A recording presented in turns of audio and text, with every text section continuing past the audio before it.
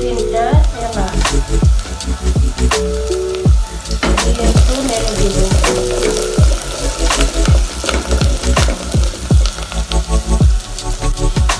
এখন দিয়ে দিচ্ছি স্বাদ মতো লবণ।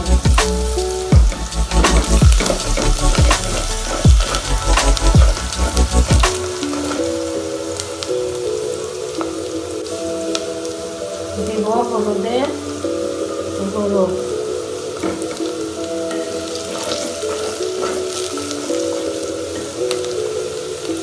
মরিচের গুঁড়ো,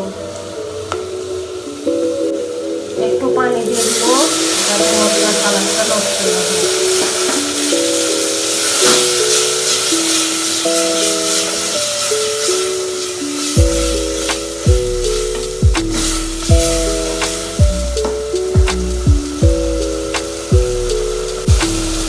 এখন দিয়ে দিচ্ছি আদা রসুন বাটা।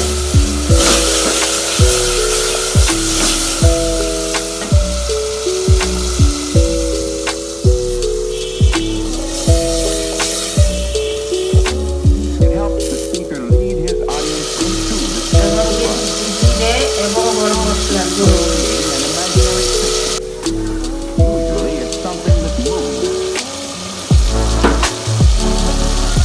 জিরে এবং গরম মশলা দিয়ে আমি মাংসগুলো দিয়ে দিচ্ছি।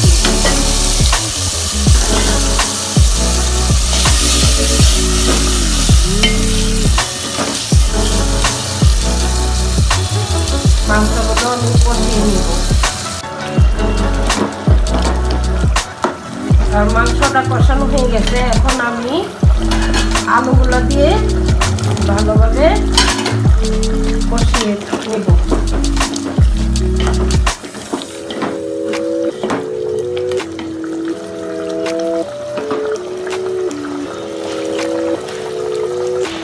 এখন আবারও আমি ঢেকে দিচ্ছি।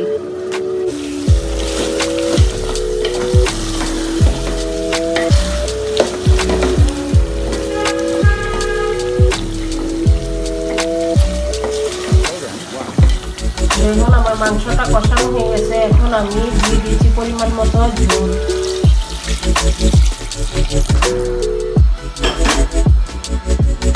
ঝোলটা দিয়ে একটু নেড়ে দিব।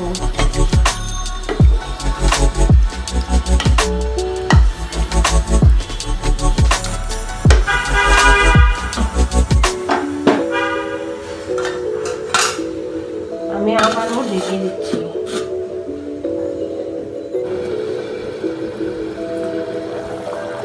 আমি ঢাকনাটা খুলে নেড়ে দিব।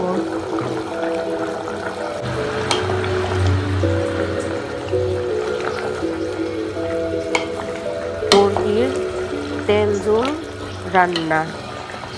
আল্লাহ হাফেজ।